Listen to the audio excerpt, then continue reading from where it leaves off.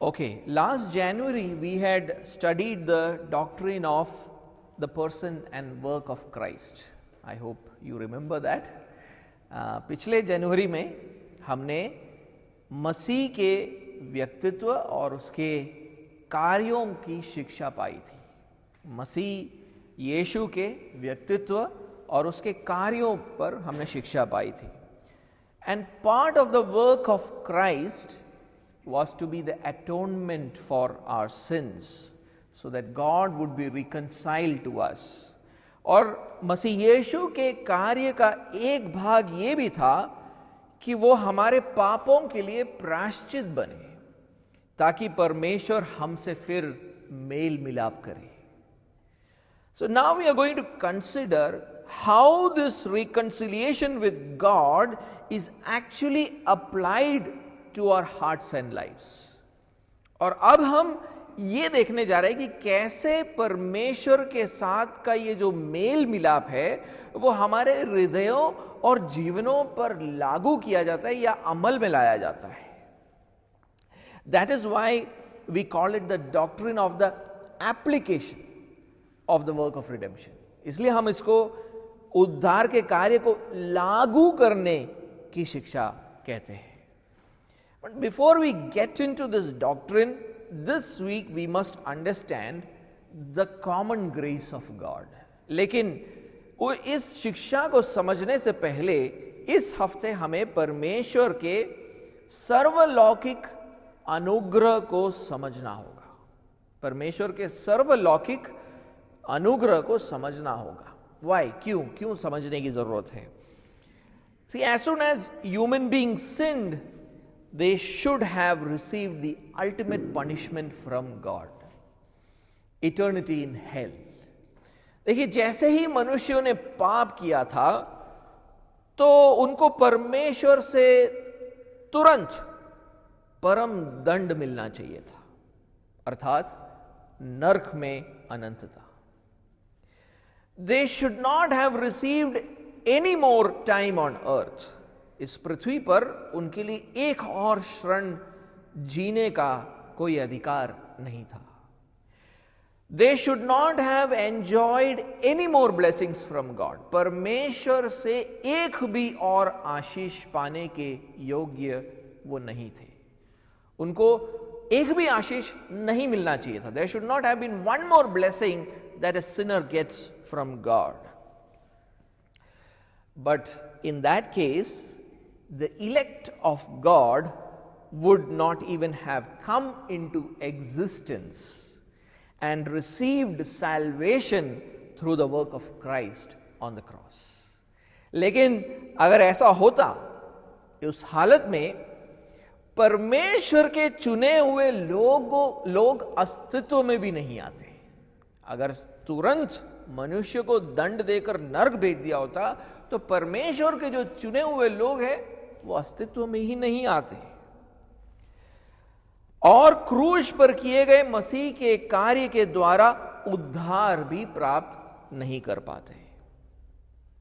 So in order to bring about his eternal plan of salvation, he bestowed common grace on entire humanity. और इसलिए अपने उद्धार के अनंत योजना को पूरा करने के लिए सारी मानव जाति पर सर्वलौकिक अनुग्रह को ठहराया गया. परमेश्वर ने इस उद्धार की योजना को पूरा करने के लिए उसने सारी दुनिया पर अपना सर्वलौकिक अनुग्रह को ठहराया. That is why humanity continues to live and enjoy the blessings of God.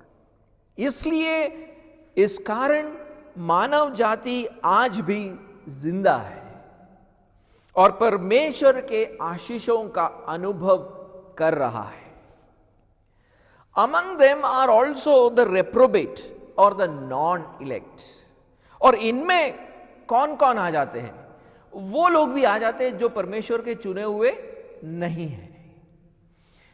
Who do not receive any direct benefit from Jesus' work on the cross. जो क्रूस पर किए गए यीशु के कार्य से कोई सीधा लाभ प्राप्त नहीं करते हैं।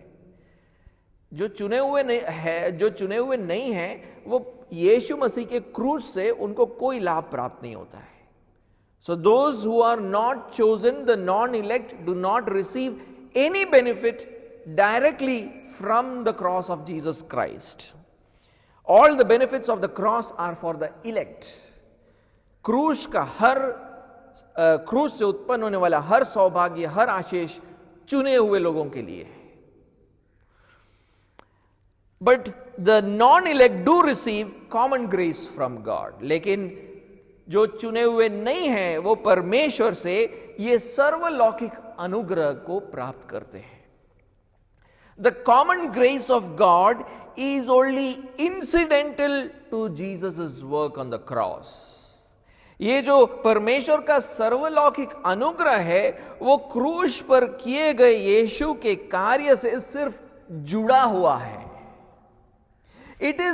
Common grace is actually an indirect benefit of Jesus' work on the cross. ये क्रूस पर किए गए यीशु के कार्य का सिर्फ एक परोक्ष लाभ है। सर्वलौकिक अनुग्रह ये यीशु का क्रूस पर किए गए कार्य का एक परोक्ष लाभ है। कहने का मतलब यानी उद्धार मुख्य कार्य था और उसके साथ साथ सारी मानव जाति को ये भी अनुग्रह मिल गया।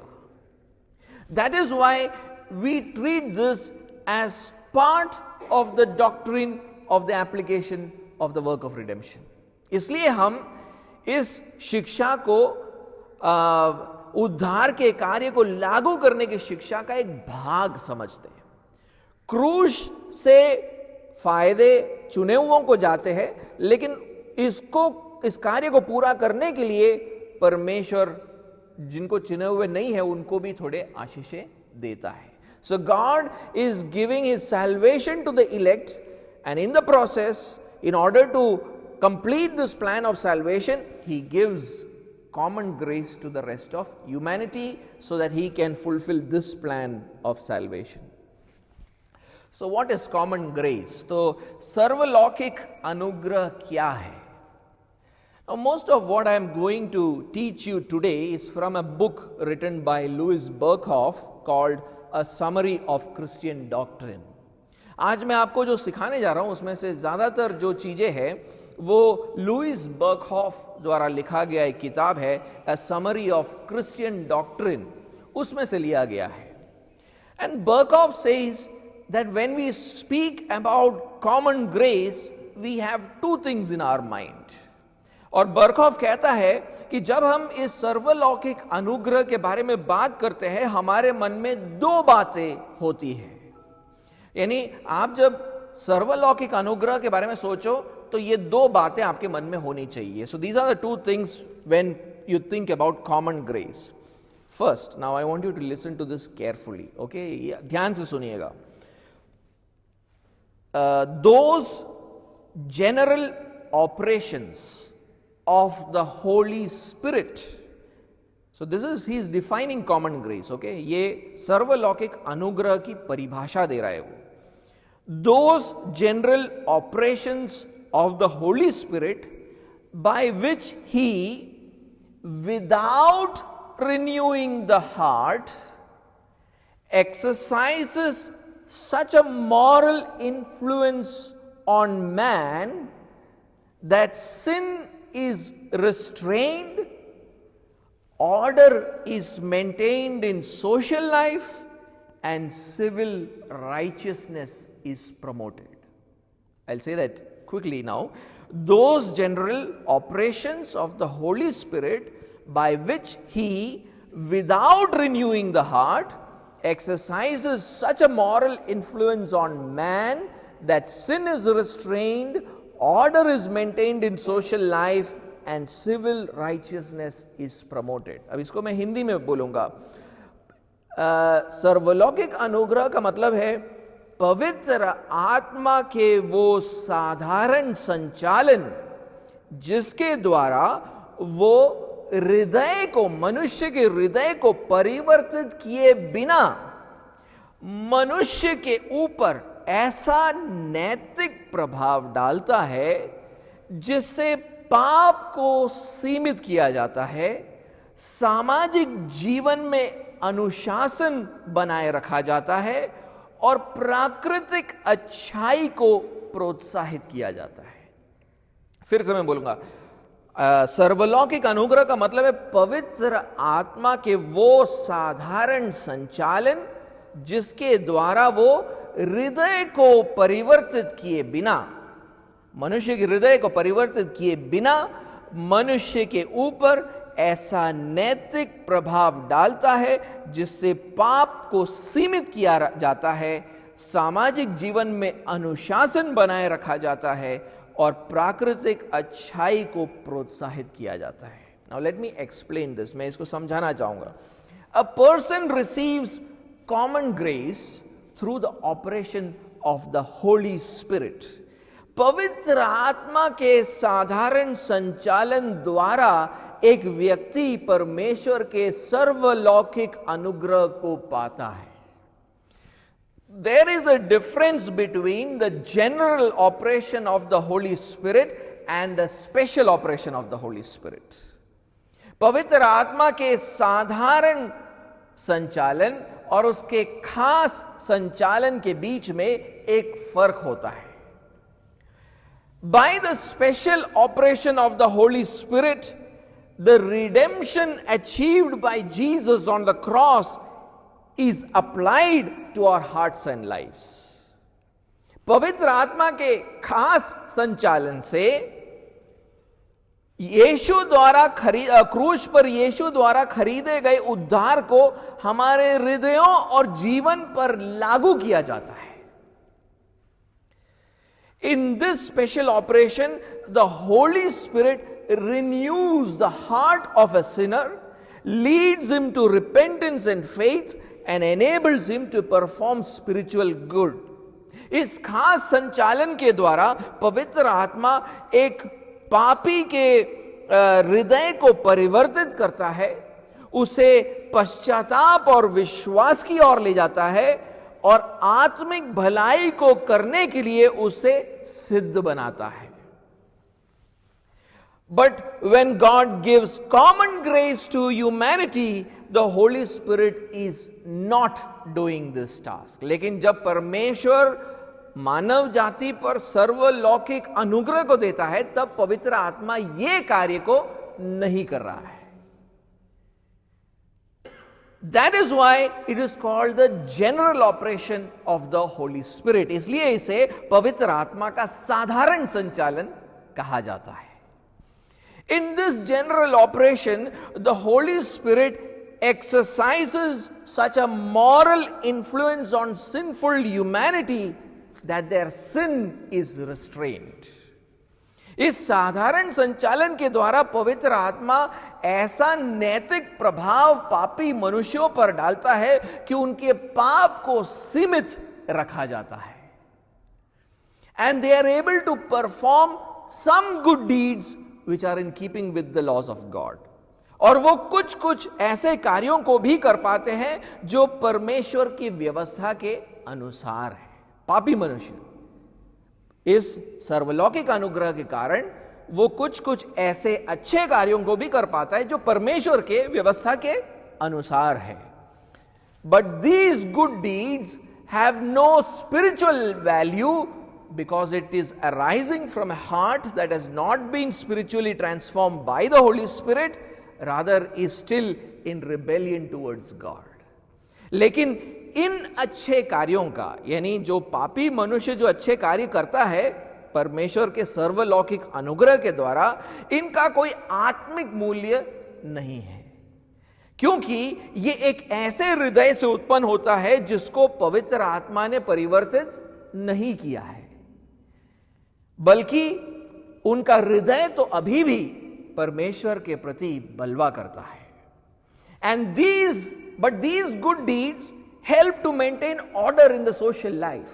लेकिन ये अच्छे कार्य फिर भी सामाजिक अनुशासन को बनाए रखने में मदद करता है। According to Berkhoff, the second thing that is in our mind when we speak about common grace is this. और बर्कॉफ के अनुसार जब हम सर्वलौकिक अनुग्रह के बारे में बात करते हैं तो हमारे मन में जो दूसरी बात उत्पन्न होती है वो ये है।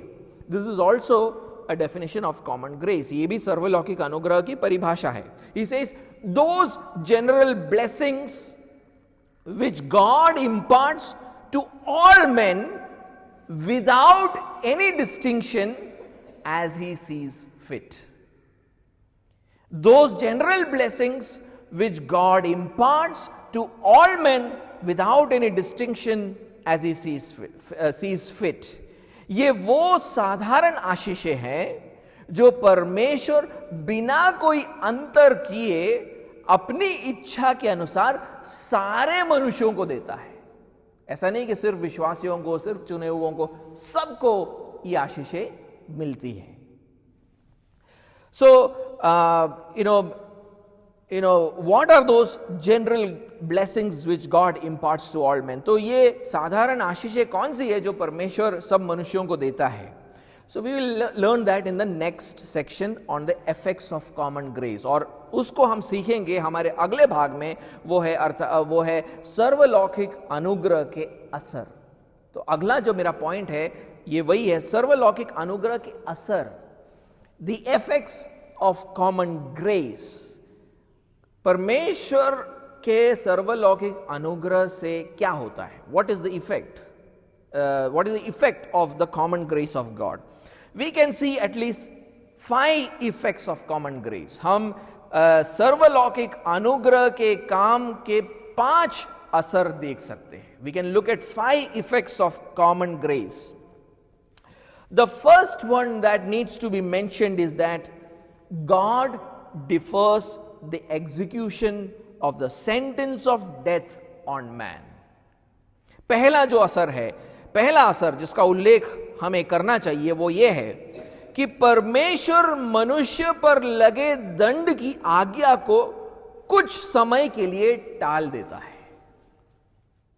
Say that again. God defers the execution of the sentence of death on man. परमेश्वर मनुष्य पर लगे दंड की आज्ञा को कुछ समय के लिए टाल देता है। So when man sins, God's justice demands that sinful man should be immediately and totally separated from God, not receive any more spiritual or physical good from him, and live forever in hell where he experiences only the wrath of God. परमेश्वर के न्याय की ये मांग होती है कि पापी मनुष्य को तुरंत और पूरी तरीके से परमेश्वर से अलग किया जाए, परमेश्वर से किसी भी प्रकार की आत्मिक या शारीरिक भलाई का अनुभव ना करे और अनंतता के लिए नरक में जिए जहां वो सिर्फ परमेश्वर के क्रोध का अनुभव करता है। But God did not at once fully execute this sentence on Adam and Eve.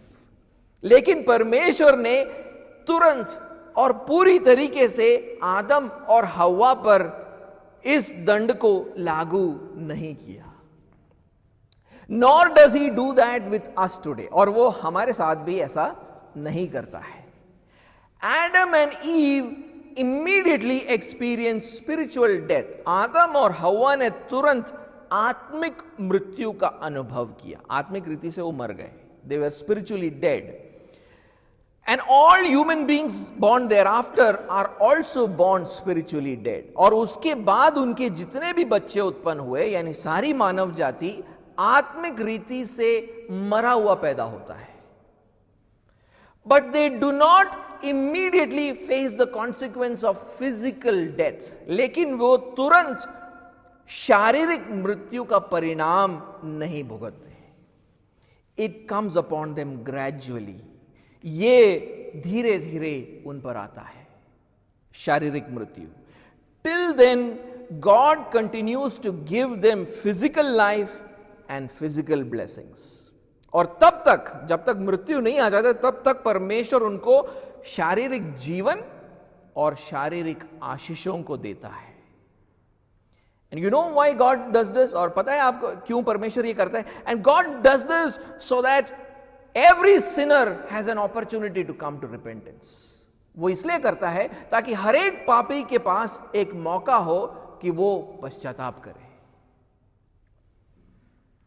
So I want you to read 2 verses. मैं चाहता हूं कि आप 2 आयतों को पढ़े, रोमियो का 2 अध्याय और 4 आयत। Romans chapter 2 and verse 4। रोमियो का 2 अध्याय और 4 आयत।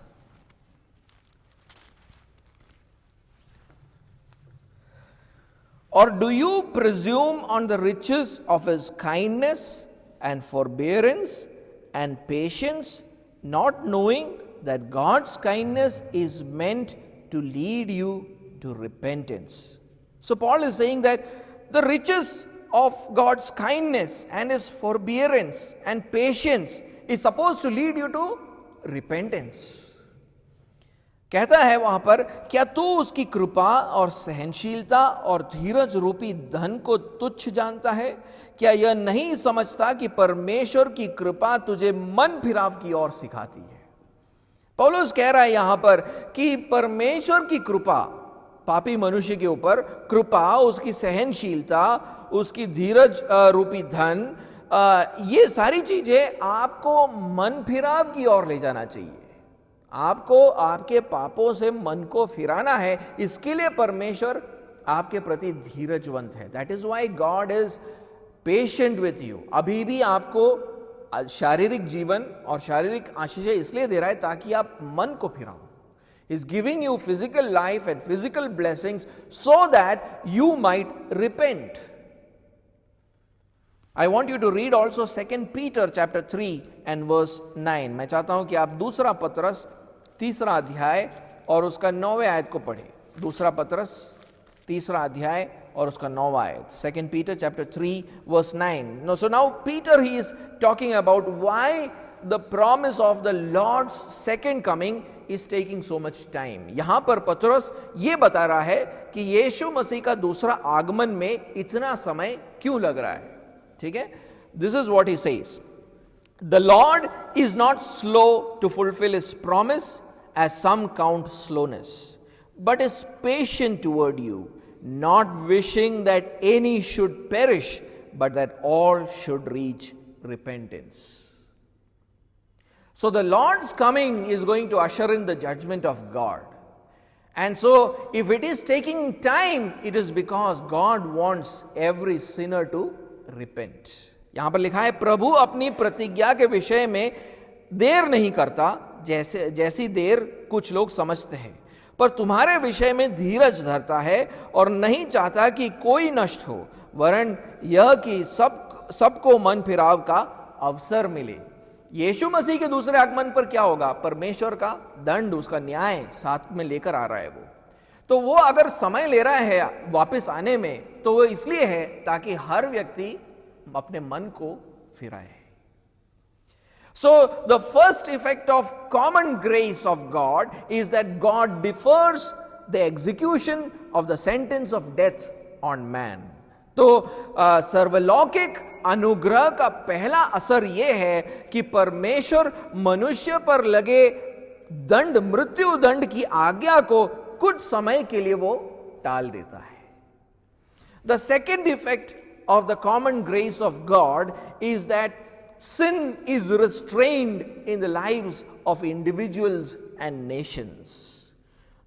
परमेश्वर के सर्वलौकिक अनुग्रह का दूसरा असर यह है कि व्यक्तियों और देशों के पापों को सीमित रखा जाता है।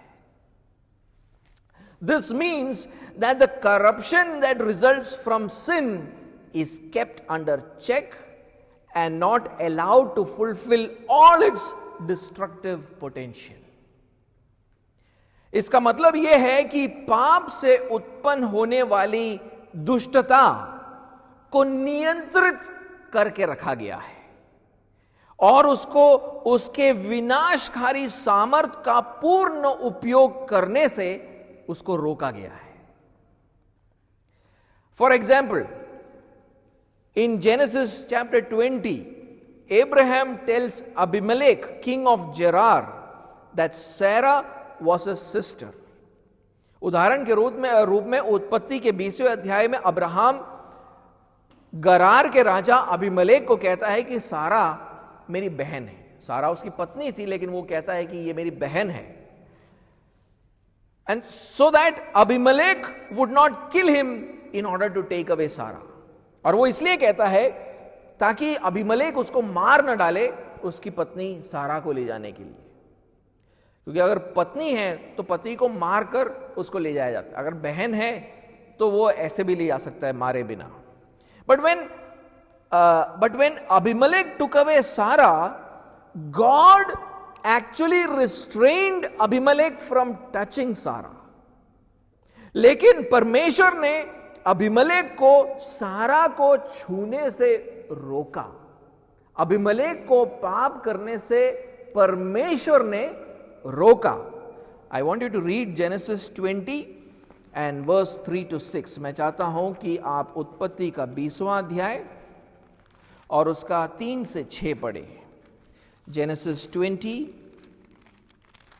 and verse 3 to 6. और ध्यान 6वें आयत पर लगाना, खासकर ध्यान को केंद्रित 6वें आयत पर रखना. Keep your eyes focused on 6. That's where the main point will come. But God came to Abimelech in a dream by night and said to him, Behold, you are a dead man because of the woman whom you have taken, for she is a man's wife. Now Abimelech had not approached her. So he said, Lord, will you kill an innocent people? Did he not himself say to me, she is my sister? And she herself said, he is my brother? In the integrity of my heart and the innocence of my hands, I have done this. Then God said to him in a dream, Yes, I know that you have done this in the integrity of your heart, and it was I who kept you from sinning against me. Therefore, I did not let you touch her.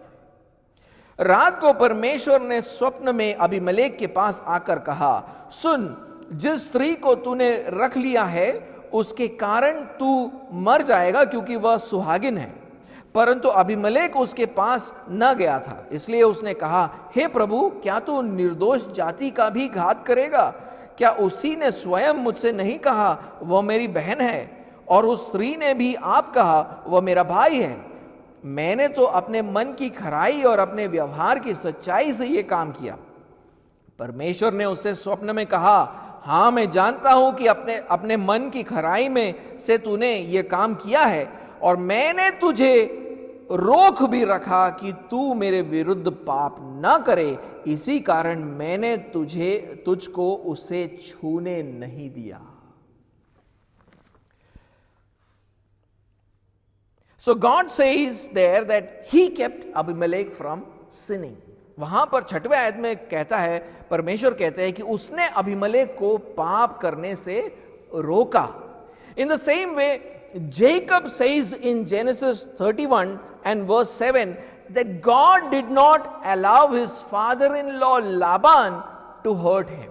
इसी तरह उत्पत्ति के 31वें अध्याय 7वें आयत में परमेश्वर याकूब कहता है कि परमेश्वर ने उसके ससुर लाबान को उससे हानि पहुंचाने से रोका. Let's read that. Genesis chapter 31 and verse 7. उत्पत्ति का 31वां अध्याय और 7वां आयत.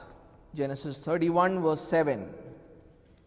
Yet your father has cheated me and changed my wages 10 times. But God did not permit him to harm me. फिर भी तुम्हारे पिता ने मुझसे छल कर कर मेरी मजदूरी को 10 बार बदल दिया, परंतु परमेश्वर ने उसको मेरी हानि करने नहीं दिया. In the same way, God restrained Satan from harming Job. इसी तरह परमेश्वर ने शैतान को अय्यूब को हानि पहुंचाने से रोका. I want you to read Job chapter 1 and verse 12. अय्यूब पहला अध्याय और उसका 12वां आयत हम पढ़कर देखेंगे. Job chapter 1 verse 12. And the Lord said to Satan, Behold, all that he has is in your hand. Only against him do not stretch out your hand. So Satan went out from the presence of the Lord.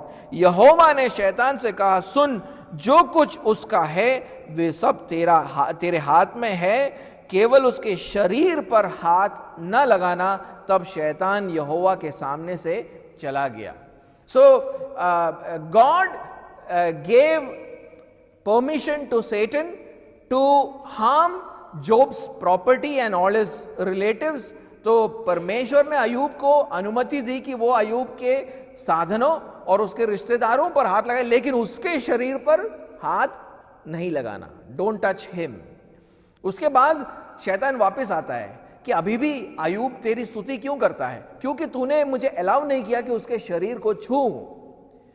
He comes back, Satan comes back and tells God that why is Job still a righteous man, because he does not complain against you, because you did not allow me to touch his body. And see, what God says in chapter 2 and verse 6, दूसरे अध्याय और 6वें आयत में देखिए क्या लिखा है.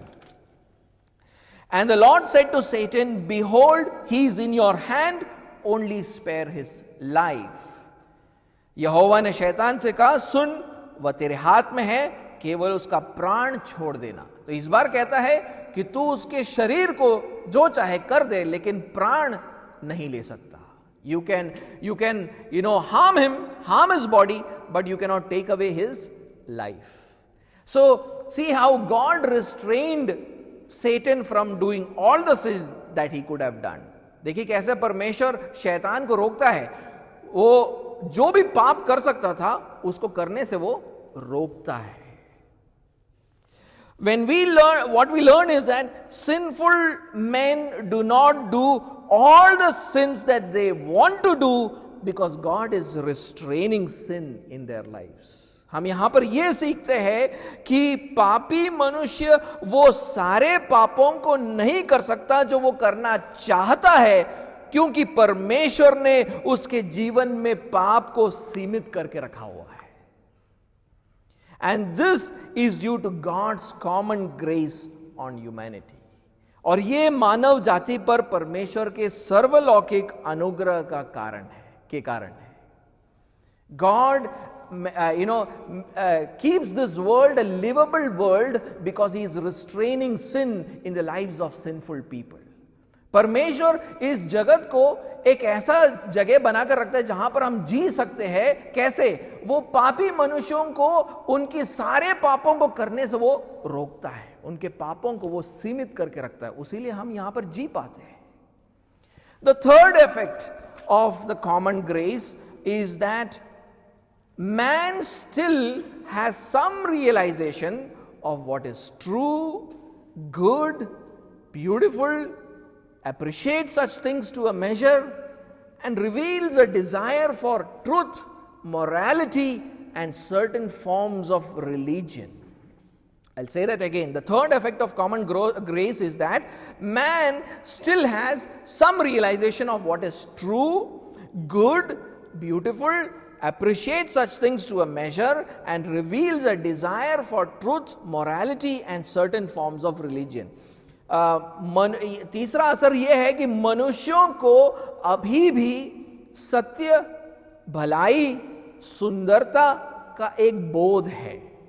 पाप जैसे ही आता है ये सारे बोध चले जाने चाहिए. उसको सत्य, भलाई, सुंदरता का कोई बोध नहीं रहता है. तो उसको अभी भी उसका बोध है. एक हद तक इन चीजों को वो सराहता है और सत्य, नैतिकता और धर्म में कुछ रुचि भी रखता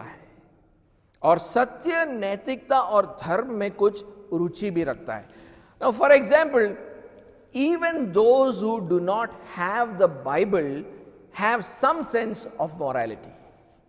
उदाहरण के रूप में जिन लोगों के पास बाइबल नहीं है उनमें भी नैतिकता का कुछ ना कुछ बोध तो रहता ही है.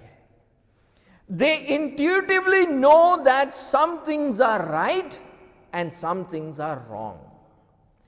सहज ज्ञान से वो जानते हैं कि कुछ बातें सही है और कुछ बातें गलत है।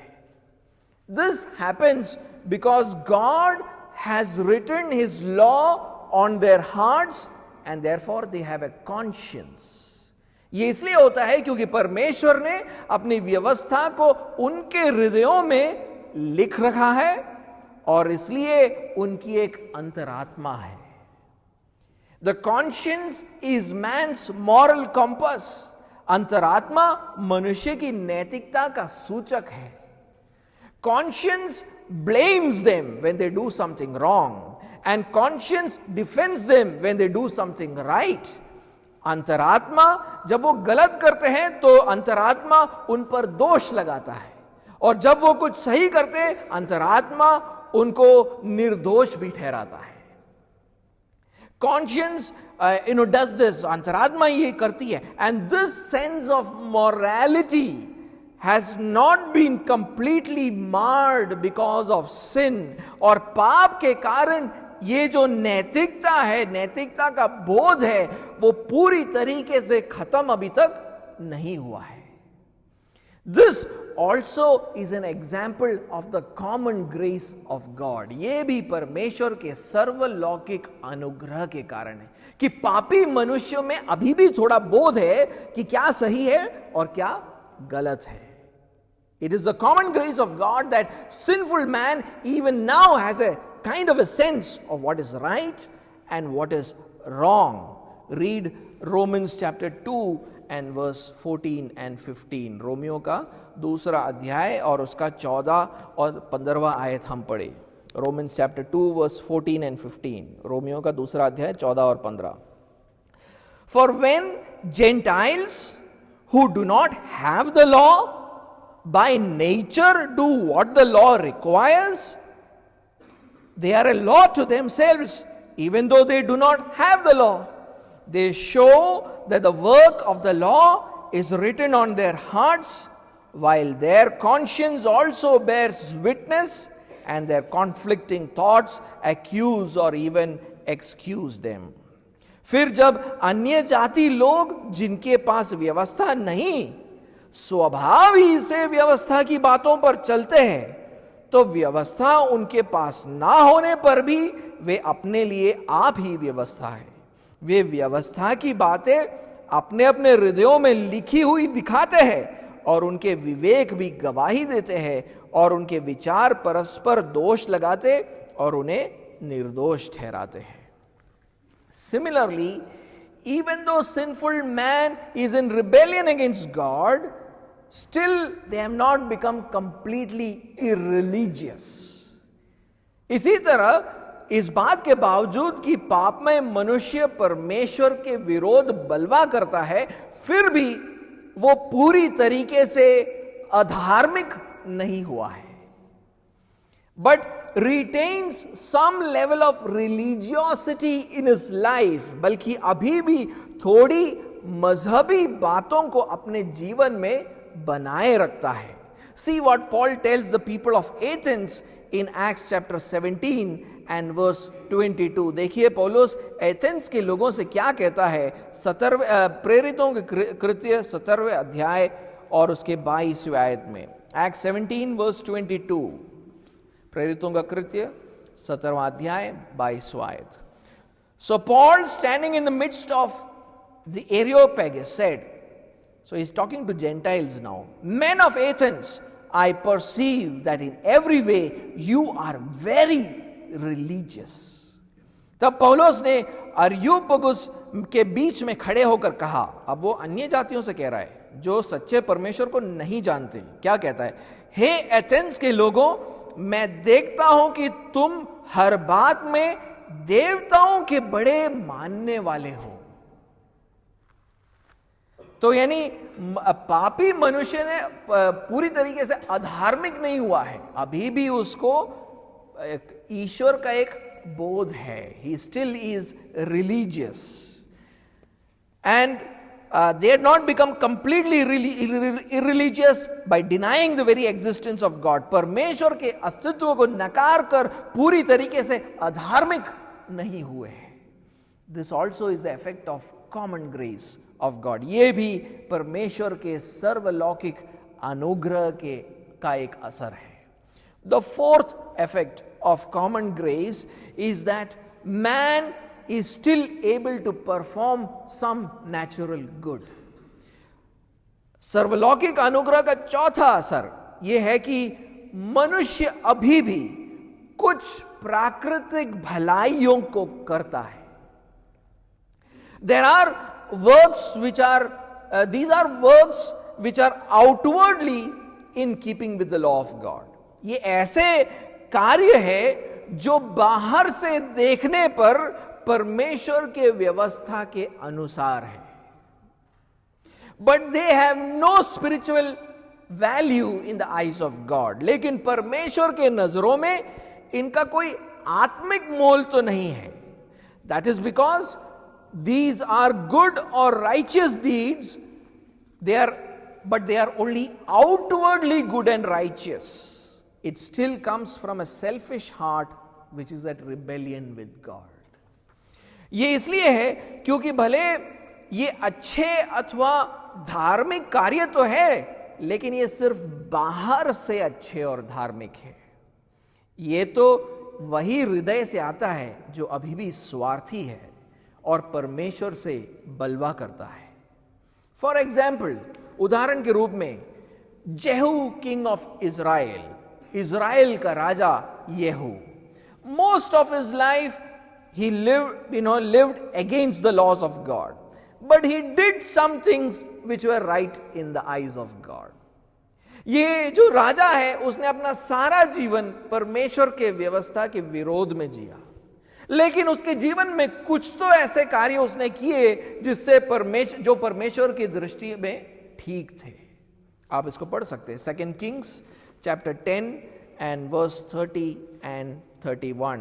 दूसरे राजाओं का किताब 10वां अध्याय और उसका 30 और 31। 2 Kings chapter 10 verse 30 and 31।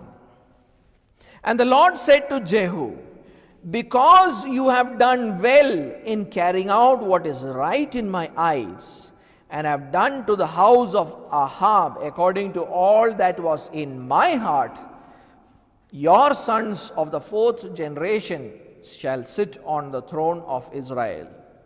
But Jehu was not careful to walk in the law of the Lord, the God of Israel, with all his heart. He did not turn from the sins of Jeroboam, which he made Israel to sin.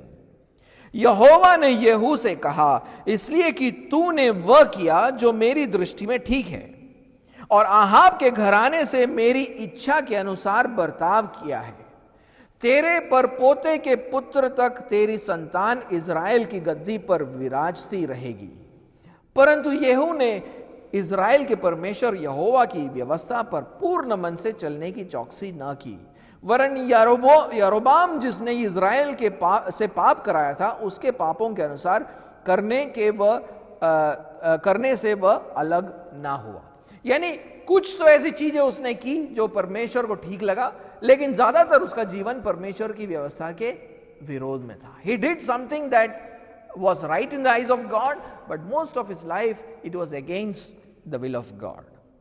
Jesus also says that even sinners do something good. यीशु मसीह खुद बोलते हैं कि पापी लोग भी कुछ तो अच्छा काम कर लेते हैं। कैसे? रीड लूक चैप्टर 6, लूका का 6वां अध्याय, look chapter 6 and verse 33 to 34। लूका का 6वां अध्याय 33 और 34। And if you do good to those who do good to you, what benefit is that to you? For even sinners do the same. And if you lend to those from whom you expect to receive, what credit is that to you? Even sinners lend to sinners to get back the same amount. So clearly, sinners do something good. यहां पर लिखा है, यदि तुम अपने भलाई करने वालों ही के साथ भलाई करते हो तो तुम्हारी क्या भलाई, क्योंकि पापी भी ऐसा ही करते हैं। यानी पापी लोग भी कुछ ना कुछ भलाई करते हैं। यदि तुम उन्हें उधार दो जिनसे फिर पाने की आशा रखते हो तो तुम्हारी क्या बढ़ाई, क्योंकि पापियों को उधार देते हैं कि उतना ही फिर पाए। तो यानी पापी मनुष्य भी अच्छे कामों को करते हैं। तो यीशु मसीह खुद इस बात को बोलता है। तो ये भी परमेश्वर के सर्वलौकिक अनुग्रह का एक असर है कि आज भी पापी मनुष्य कुछ तो भलाई करता है। So this is also an effect of the common grace of God, that even sinful person does something good. The fifth effect of the common grace is that all men receive numerous undeserved blessings from God. सर्वलौकिक अनुग्रह का पांचवा असर यह है कि हर मनुष्य परमेश्वर से अनेक आशीषों को पाता है जिसके लिए वो अयोग्य है। What are those blessings? वो कैसे आशीषें हैं? पहला उदाहरण, फॉर एग्जाम्पल फूड, आहार। भजन संहिता 145 और उसका 15 और 16 पढ़ेंगे। Let's read Psalm 145 and verse 15 and 16। भजन संहिता 145, 15 और 16। The eyes of all look to you, and you give them their food in due season. You open your hand, you satisfy the desire of every living thing.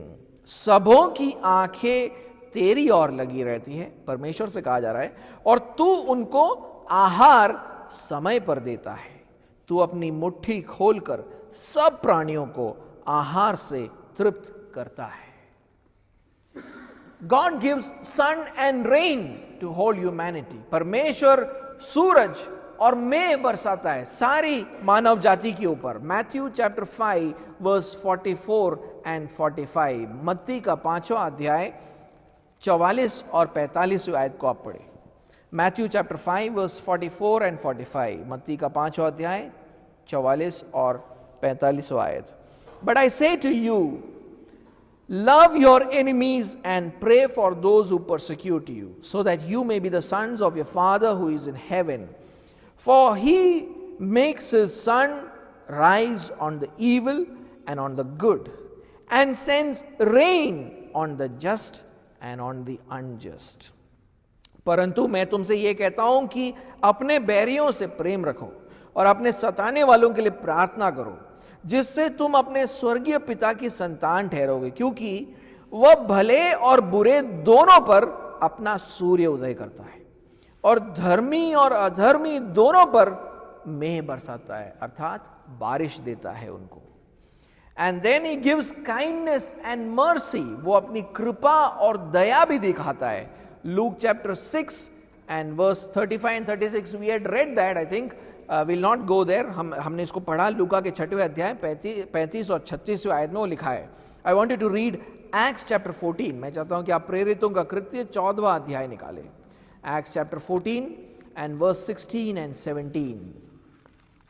प्रेरितों का कृत्य 14वां अध्याय 16वां और 17वां आयत।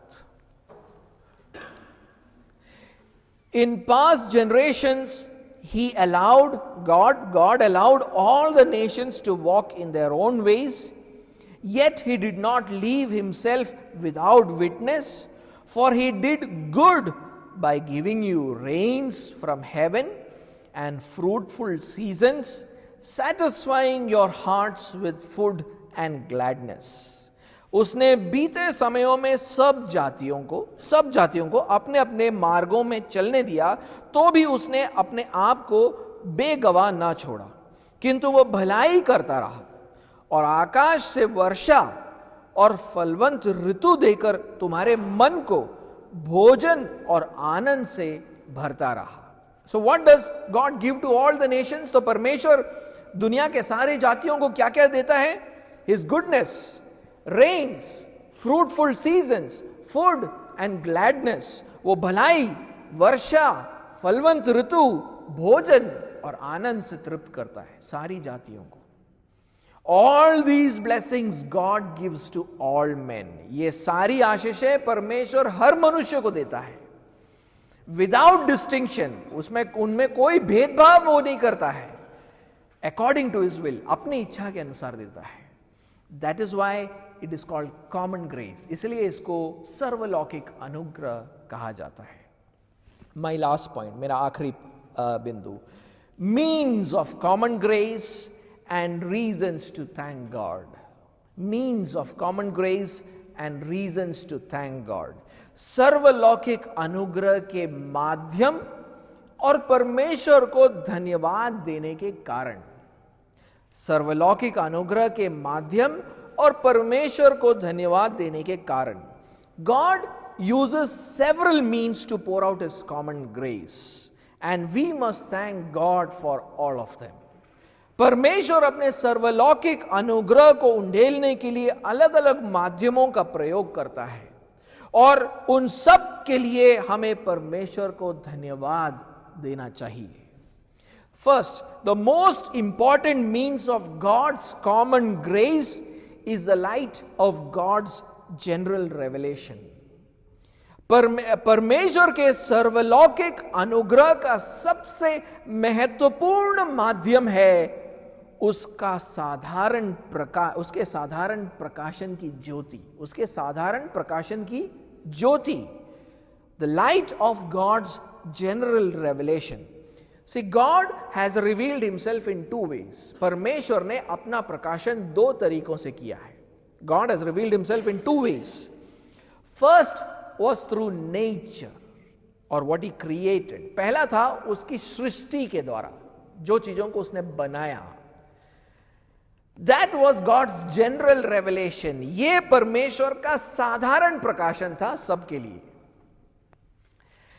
Here we are saying that, and then, that was God's general revelation. Second was through scriptures. और दूसरा तरीका जो उसने अपना प्रकाशन करने के लिए दिया वो है पवित्र शास्त्र.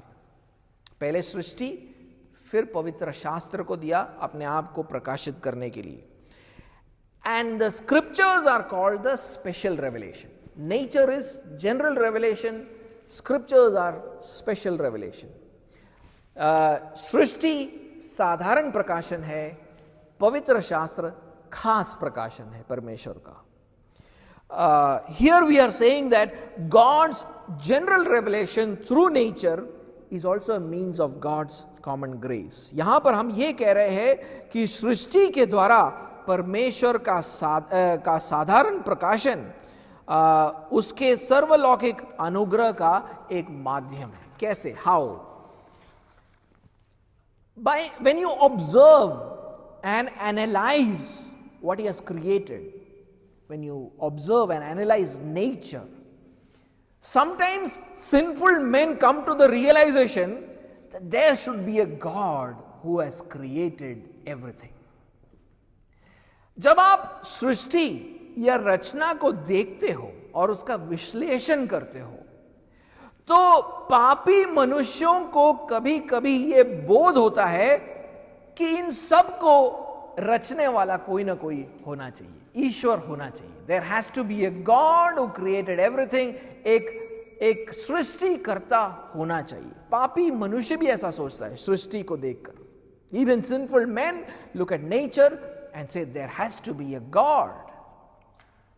And through nature they are able to see God's power and nature. और सृष्टि के द्वारा वो परमेश्वर के सामर्थ्य और चरित्र को जान सकते हैं. You can read that in Romans chapter 1 verse 20. We're not going there. आप इसको रोमियो के पहले अध्याय 20वें आयत में पढ़ सकते हो. And then to some extent they are able to know God's will and do it. और फिर कुछ हद तक वो परमेश्वर की इच्छा को समझकर उसे अपने जीवन में कर भी पाते हैं. यानी सृष्टि को देखा, समझा कि कोई सृष्टिकर्ता होना चाहिए, वहां पर वो परमेश्वर की के सामर्थ्य और उसके चरित्र का एक थोड़ा सा बोध उसको होने लगता है, और उसी लिए वो कुछ ऐसे चीजों को करने लगता है जो परमेश्वर की इच्छा के अनुसार है. So men, sinful men look at nature and come to the realization there has to be a God, and then he says that he is able to see God's power and nature in creation, and then he is also able to do some things which are according to God's will. That is written in Romans 2:14. Romeo के दूसरे अध्याय 14वें आयत में वो लिखा गया है. So because of God's general revelation, there is some reverence for God in human society. परमेश्वर के इस साधारण प्रकाशन के द्वारा, सृष्टि के द्वारा मानवीय समाज में ईश्वर के प्रति अभी भी थोड़ा आदर बच गया है. There is some sense of morality and the need to do good deeds. अभी भी नैतिकता का एक बोध और कुछ भले कामों को करने का एक बोध उनमें अभी भी बच गया है. That is why we should thank God for nature as a means of common grace. इसलिए हमें परमेश्वर को धन्यवाद देना चाहिए इस सृष्टि के लिए जिसके द्वारा सर्वलौकिक अनुग्रह को इस दुनिया में दिया गया. So when we look at the sun, moon, stars, mountains, rivers, trees, plants, animals and even human beings, we need to thank God. हम जब सूरज, चांद, सितारों, पहाड़ों, नदियों, पेड़, पौधे, जानवर और मनुष्य को देखते हैं तो हमें परमेश्वर को धन्यवाद देना चाहिए कि इन सारे चीजों के द्वारा परमेश्वर अपना सर्वलौकिक अनुग्रह इस दुनिया में दे रहा है. मनुष्य कुछ तो भले काम करता है इन सब चीजों को देखकर. Man is able to still do something good looking at all this. That's why we need to thank God for His creation. उसके सृष्टि के लिए हमें उसको धन्यवाद देना चाहिए. और किन लोगों को धन्यवाद देना चाहिए? Whom all do we need to thank God for? We need to thank God for scientists, teachers, educational institutions who help people to observe and analyze nature. हमें जो है वैज्ञानिकों और अध्यापकों और शिक्षा संस्थाओं के लिए हमें परमेश्वर को धन्यवाद देना चाहिए क्योंकि ये लोग हमारी मदद करते हैं कि हम सृष्टि को देखकर उसका विश्लेषण कर पाए. How many of you thank your teachers for teaching you science and nature? कितने लोग आप में से अपने टीचर्स के लिए धन्यवाद देते हैं कि उन्होंने आपको साइंस और नेचर के बारे में बताया. Another means of God's common grace is human governments. परमेश्वर के सर्वलौकिक अनुग्रह का एक और माध्यम है मनुष्यों का शासन जिसे हम सरकार कहते हैं. केंद्र सरकार, राज्य सरकार, ये भी परमेश्वर के सर्वलौकिक अनुग्रह को लाने के माध्यम है. The central government and our state governments are mediums of God's common grace. What societies think to be true or morally right is then made into laws and enforced by governments. जिन बातों को समाज सत्य अथवा नैतिक मानता है उन चीजों को सरकार कानून का रूप देता है और उन कानूनों को वो फिर लागू करते हैं. In this way, governments curb evil tendencies and promote good deeds in the society. इस तरह सरकारें समाज में दुष्ट प्रवृत्तियों पर रोक लगाते हैं और अच्छे कामों को प्रोत्साहन देते हैं. They maintain social order and public decency. वो समाज में एक अच्छे हालत को बहाल करते हैं और लोगों में अच्छी सभ्यता को बनाए रखते हैं. That is why the Bible says something in Romans chapter 13. आप रोमियो का 13वां अध्याय पढ़कर देखिए. रोमियो का 13वां अध्याय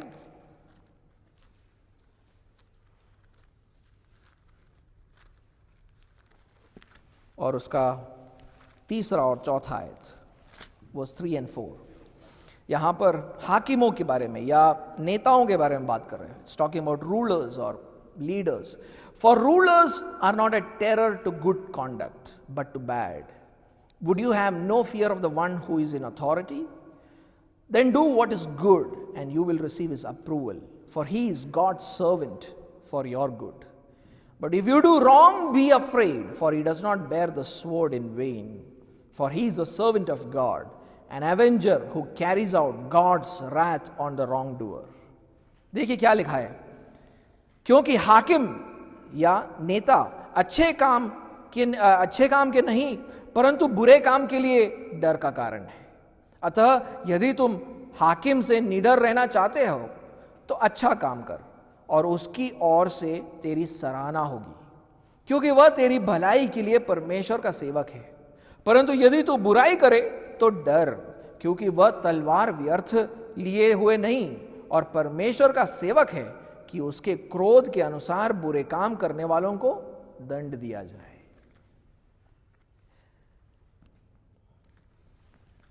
So that is why we need to thank God for governments, for political leaders, for bureaucrats, for government employees, policemen, judges. We need to thank God for all these people. इसलिए हमें किन लोगों के लिए हमें परमेश्वर को हर रोज धन्यवाद देना चाहिए? हमारी सरकार के लिए, हमारे राजनीतिक नेताओं के लिए, हमारे नौकरशाह के लिए, सरकारी कर्मचारियों के लिए, पुलिस प्रशासन के लिए, न्यायाधीशों के लिए.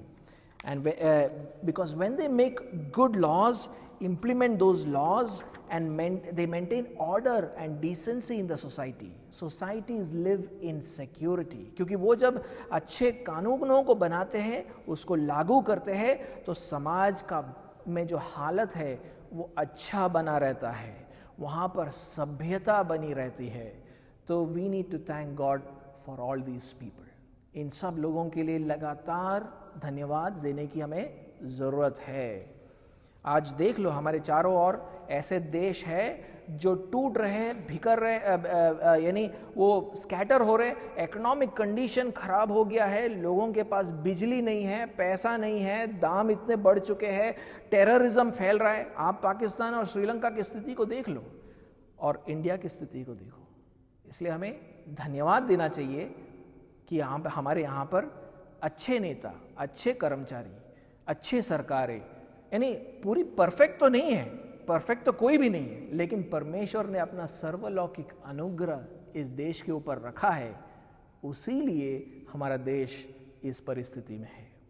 Another means of God's common grace is public opinion. परमेश्वर के सर्वलौकिक अनुग्रह का एक और माध्यम है जनमत. When public opinion is in harmony with God's law, it has a tremendous influence on the conduct of men. जब जनमत परमेश्वर के व्यवस्था के अनुसार है, इसका मनुष्यों के व्यवहार पर अत्यंत प्रभाव पड़ता है. For example, in Indian society, the public opinion is still against homosexuality. उदाहरण के रूप में आज भी भारतीय समाज में लोकमत समलैंगिकता के विरोध में है. And this is in harmony with God's law, which says that homosexuality is a sin and those who engage in it shall not enter the kingdom of God. और ये परमेश्वर के व्यवस्था के अनुसार है, जो हमें ये बताता है कि समलैंगिकता एक पाप है और ऐसा करने वाले परमेश्वर के राज्य में प्रवेश नहीं करेंगे. Due to this public opinion against homosexuality in India, the sin is not easily celebrated and promoted by individuals. समलैंगिकता के विरोध में भारत में ऐसा जनमत होने के कारण इस पाप को लोग सरलता से मनाते और उससे प्रोत्साहित नहीं करते हैं हमारे समाज में. That is why we need to thank God for such public opinion which brings God's common grace into our society. इसीलिए हमें ऐसे जनमत के लिए परमेश्वर को धन्यवाद देना चाहिए, जिसके द्वारा हमारे समाज में परमेश्वर का सर्वलौकिक अनुग्रह को दिया जाता है. Finally, divine punishments and rewards. आखिर में दिव्य दंड और प्रतिफल. You know, God rewards people who display good values. परमेश्वर अच्छे मूल्यों को दर्शाने वालों को प्रतिफल देता है. For example, integrity, hard work, good speech brings success most of the times, isn't it? It is the common grace of God. How? I'll tell you. सच्चाई, मेहनत करना, अच्छी बोली, वो अक्सर अभी भी सफलता को लेकर आता है. And God punishes people who display bad values, और बुरे मूल्यों को दर्शाने वालों को लोगों को परमेश्वर दंडित भी करता है. Disloyalty, laziness, bad speech often brings failures and trouble. Anishtha, आलस, खराब बोली वो विफलता और दुखों को उत्पन्न करता है. And so God gives rewards and punishments according to the values that they hold. तो परमेश्वर जो है प्रतिफल देता है या दंड देता है हर एक मनुष्य के मूल्यों के अनुसार. That is why we should thank God when people with good values grow and prosper in the society. इसलिए हमें परमेश्वर को धन्यवाद देना चाहिए उन सब लोगों के लिए जो अच्छे मूल्यों को रखते हैं अभी भी समाज में, और जिसके कारण वो सफल भी हो रहे हैं. We should also thank God when people with bad values face negative consequences. हमें जब बुरे मूल्य के लोग नकारात्मक परिणामों को पाते हैं तभी भी हमें परमेश्वर को धन्यवाद देना चाहिए, क्योंकि परमेश्वर ऐसा करने से, इन प्रतिफलों और दंडों को देने के कारण समाज में एक अच्छा हालत बहाल करके रखता है. God maintains order in the society through good values. And when we understand this God's common grace, और जब हम परमेश्वर के इस सर्वलौकिक अनुग्रह को समझते हैं, we will become deeply thankful people. हम बहुत ही आभारी लोग बन जाएंगे. क्यों? Why? Because in every relationship and every activity of our daily life we will find a reason to thank God. क्योंकि हमारे दिनचर्या में हम हर एक रिश्ते और हर एक कार्य में हम परमेश्वर को धन्यवाद देने का एक तो कारण पाएंगे. So let us look around ourselves and begin to thank God for all the manifestations of His common grace. इसलिए हम आओ अपने चारों ओर देखें और परमेश्वर के उस सर्वलौकिक अनुग्रह के हर प्रकाशन के लिए उसे धन्यवाद दें.